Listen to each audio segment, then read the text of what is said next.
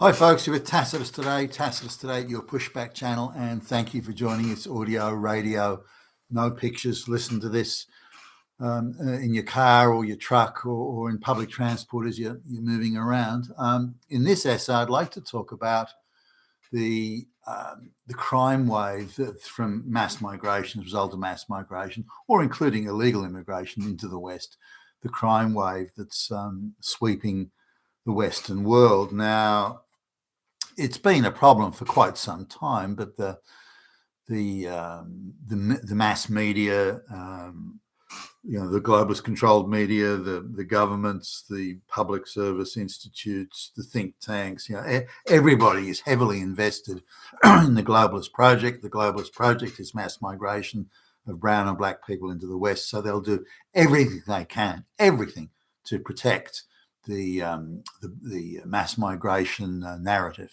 And part of that is to pretend that these crime waves caused by these mass immigrants aren't happening, or to minimise them in some way. There are various devices they use to do this. The media don't report it, and of course that's one. But more importantly, or just as importantly, really, they try and conceal they'll admit that the crime occurred, but they won't give the name of the perpetrator, saying, well, they're too young, they're under the age of 18 or something. Or they'll say the legal process is about to commence, so it's sub judice, it's subject to a legal verdict.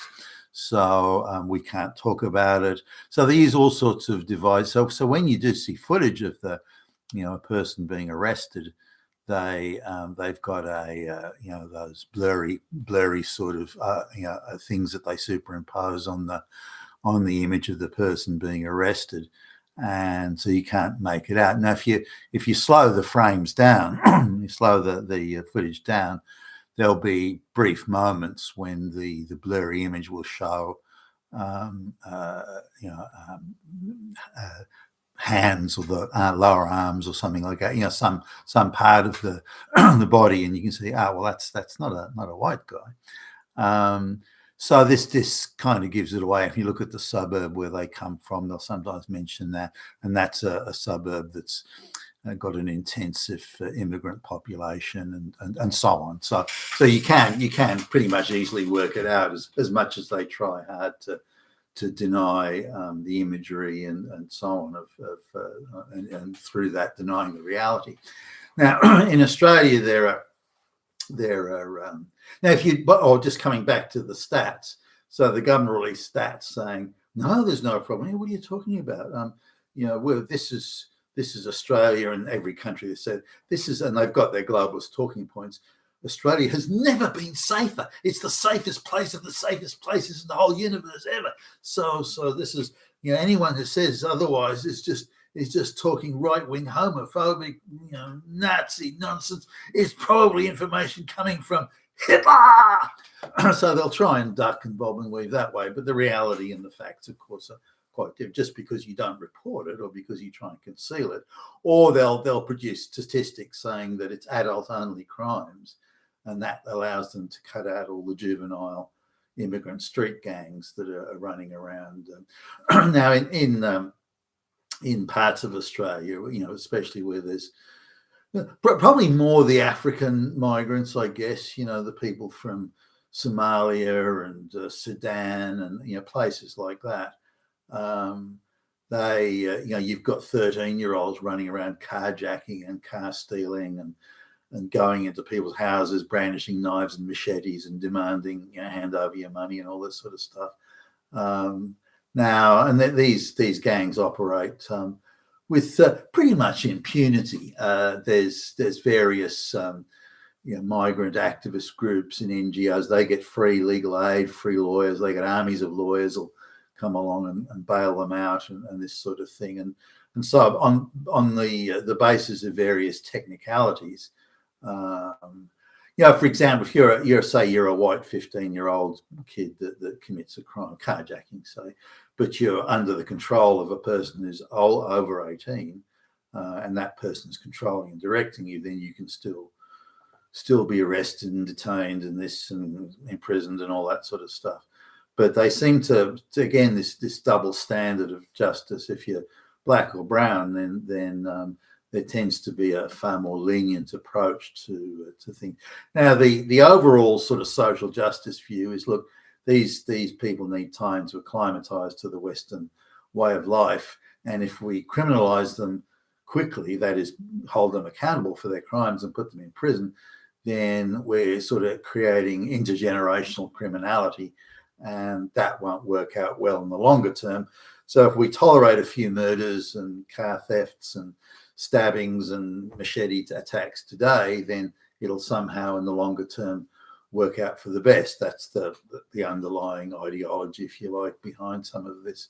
And now that's utterly insane. I mean, you can kind of see what they mean, but it's utterly insane. A murder today is no better or worse than a murder tomorrow, surely.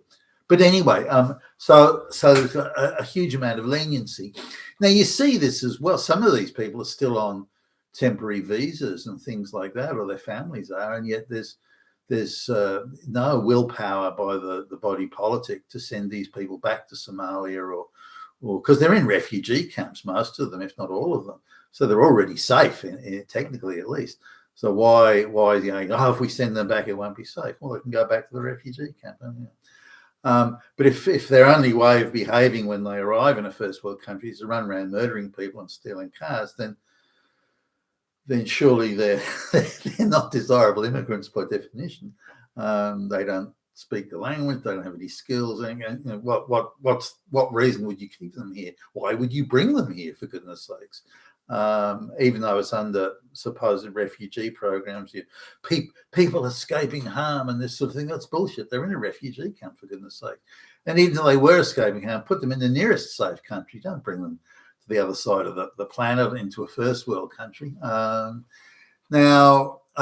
Something that I've mentioned many times before is in a lot of these communities, these African communities, they've got almost like a socialist concept of sharing. So the tribe or the group shares what they have. That doesn't mean there aren't chieftains and that sort of stuff. There are, but they share what they have. And so when they come to Australia, or a first world country, it could be any first world country, they see, wow, the paved streets, the tall buildings, the cars, the public transport infrastructure. It just seems that they're dazzled by what they perceive as this massive land of plenty. And somehow it all just magically appeared, just sort of sprouted out of the ground. They've got no concept that people had to build that. Engineers had to design it.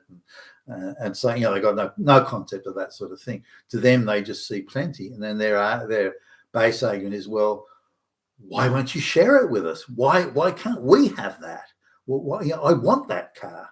I want that hot blonde chick and so on. And they want these things and believe that they're entitled to, you've brought it to this country. You've told us we can come here. And now you say we can't share in all this bounty. You're saying we can't have that. You fucking assholes. Well, if you won't give it to us, we'll take it by machete. And so there's a lot of that goes into how they're not schooled and trained and educated to get out of that mindset. It's quite beyond me. But anyway, so they run around, but a huge effort is put into concealing this for the obvious purpose that it'll bring mass migration and disrepute. Now, if we sort of go back to the days of when Fidel Castro in Cuba, they had a lot of problems with not just political criminals, but petty criminals, black market operators, that sort of thing. And because the socialist system there was quite tough, many people resorted to the black market, and they were keen to imprison those people, unless it's their own buddies, and then they sort of looked the other way. But other people. So the prisons were full to overflowing, double overflowing, triple overflowing. So the Cuban government had this idea, well, why don't we just get rid of these criminals? We'll send them all to the United States as refugees. Problem solved, done. We can empty the prisons, get rid of all these problem people, and that's it. Everything will be fine. And of course, there were actually many real criminals in that group. Sure, there were political prisoners, absolutely, but there are a lot of real criminals, the murderers and so on. And they were all sent to the United States as well, but there was no way for the American government back in the day to determine who was an actual criminal and who was a political prisoner, or and the amount of resources required to interrogate each person and to nail down all the facts about their background was just beyond and I don't think they were prepared to do it. It was seen as something of a propaganda coup. That look at all those people that want to leave that socialist state. Yeah, that proves capitalism is better. So it was seen and it was projected as they attempted to make it a propaganda coup. Now, with all the Australia doesn't necessarily have a problem with illegal immigrants, or certainly nowhere near to the extent of, say, Europe. There are a lot of Indian and Pakistani type visa overstays, and the government seems, less than zealous, and to the point where they barely seem to care. Where Indian visa overstays are kind of ignored. You can, if they do catch you, you can just say, "Oh, I'm applying for refugee status," and they pretty much all get it. There's a few that don't, but they pretty much all get it. Whereas, if you're from a white country, like, I don't know, an English or Irish visa overstay, then the resources that the Australian government puts into hunting you down and deporting you seem, quite serious. They want to get you out of the country, but then again, you're a straight white male. Well, who wants them? The proverbial black lesbian is what you really want here as a migrant. So there's a disproportionate amount of resources put to expelling white people, and in proportion, far less resources, as far as I can tell, and at least put into deporting far more grievous criminal activity from brown and black people.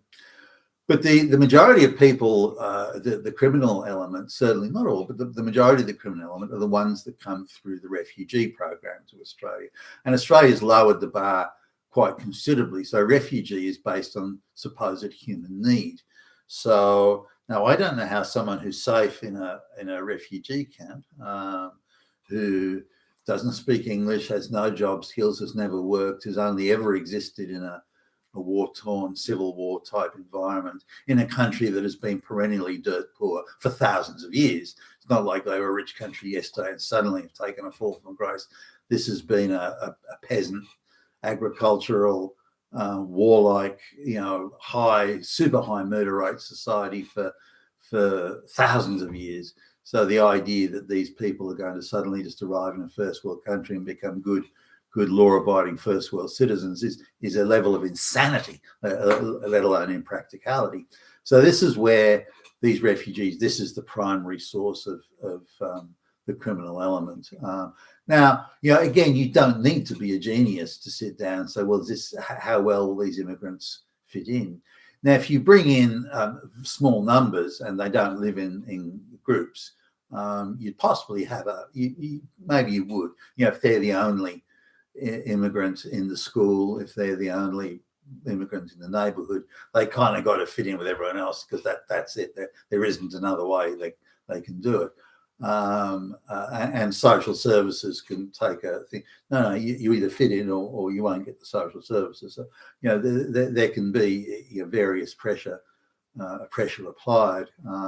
Mandatory English, they have to attend mandatory English language courses, things like that they're very soft on and they don't insist on or require people to attend. So you can have people who've been in Australia for 20 years, 25 years, and still can't speak a word of English. But they bring over large groups, so they can bring over effectively a village worth of Somalians, for example, a village worth of Somalians, and plunk them all together in the same government housing project. And of course, they become like a mini Somalia in the country. And why should they adapt? Why should they fit in? Why should they assimilate? There's absolutely no need to. And so they see they've been brought to a first world country, and they're entitled to the bounty that they see around them, that they insist should be shared with them. Well, you brought us here, you should share it with us. And if you won't, we'll steal it. And they do. And that's really the chain of events that occurs, and why these crime rates occur. But they're quite fearless in the sense that they don't believe white man's law, white man's police, white man's code of behavior, white man's sense of responsibility, white man's civic obligation. They believe that's none of that is legitimate. None of it, not even a tiny bit legitimate. So they don't perceive that they should have to conform to any of these things. And they've also got a very soft legal system to contend with, where within an hour or two of being arrested for something, they're out back on the street. So they perceive they can act with absolute impunity. There's no penalties. Gee whiz, back in our country, they chop our hands off and beat us senseless. Yet here, they don't do anything to you. Wow, we can do whatever we want. So they also perceive the failure of the justice system to punish them as not only weakness, but a form of you're condoning what I do. You're accepting what I do because you don't punish me severely. Now, there'd be an army of NGO lawyers, would appear, if there was any punishment, saying that the punishment is unjust. But the reality is that the perception and the reality are quite far apart. And we're seeing the fallout from this all over. Now, in places where there are large illegal immigrant arrivals, so, into the United States, millions arriving every year now, and also, hundreds of thousands arriving in Britain and so on. And when you add up the not only the illegal immigrants, but the visa overstays, work permit overstay, those sorts of things, then the numbers are large. Now, many of these people, not all, but many of them are criminals in their own country. They've committed, robberies, armed robberies, murders, these sorts of things, and they come to a Western country, but because of the very soft and lax illegal immigration sort of conduits coming into the country, they're able to get in and then start committing crimes again. So it comes back to this idea of rigorously checking the backgrounds of people who want to go. Now, if you're a legitimate migrant, you go through the legitimate channels and processes, then these things can be checked, particularly from a first world country. But the default position must be, if you can't check on the background of somebody, it's in criminal background, if you can't check on that and verify it, then, that you can't give them anything more than a short-term visa, at best, if any visa at all. And these are the issues that seriously need to be addressed all across the Western world, not just in Australia. There's a I've mentioned this before, but there was an English guy who he's got a degree in accounting, I think, or finance. Never been out of work a day in his life. He's the sort of guy that you'd want as an immigrant, but he was in a car that someone else had stolen when he was 17. He was in a car that someone else had stolen, and hey, come for a ride in this car. Now, he was knowingly getting into a car that he knew or was told was stolen. Did he steal it? Did he have anything to do with it? No, but he was in the car when the police caught them. Now, on the strength of that alone, again, he's 17. On the strength of that alone, he was denied an immigrant visa because he's a person of bad character or something like that. Now, that same rigorous application of the rules doesn't apply to black and brown people who've got no skills, no qualifications, never worked in their lives, a third world, can't speak a lick of English. That same criteria doesn't apply to them, and it should. That criteria applies to the very desirable immigrant. It should apply doubly to the totally undesirable immigrant. And this, again, is something that needs to happen. There's another example of the German couple.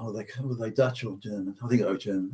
And they both had a work permit. I think it was a 1 or 2 year work permit visa to come to Australia. They both were. He was an engineer, I think an electrical engineer, and she was an accountant. So again, both people you'd want.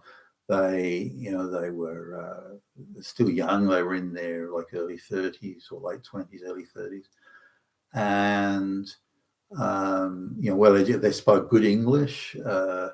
no criminal background, da, da, da. I mean, again, very, very desirable immigrants. But when their visa expired, they applied for an extension to the visa, and they were refused it on the basis that their skills weren't required or weren't needed in the economy or something like that. And yet those skills were listed on the supposed skill shortages Australia was suffering. When they pointed this out, oh, that's an old list that doesn't apply anymore. So they put every block and every obstacle was put in the way of preventing these people from becoming Australian citizens and emigrating to Australia. Christian, straight, white, qualified, work experience, spoke English, very desirable immigrants, but they were thrown over. And yet, the people from Pakistan and Bangladesh with no skills, no nothing, they're welcome. The Western government's gagged to get those sort of people into the West, and if they do overstay their visas, they can effortlessly say that they're refugees, and it'll all get approved.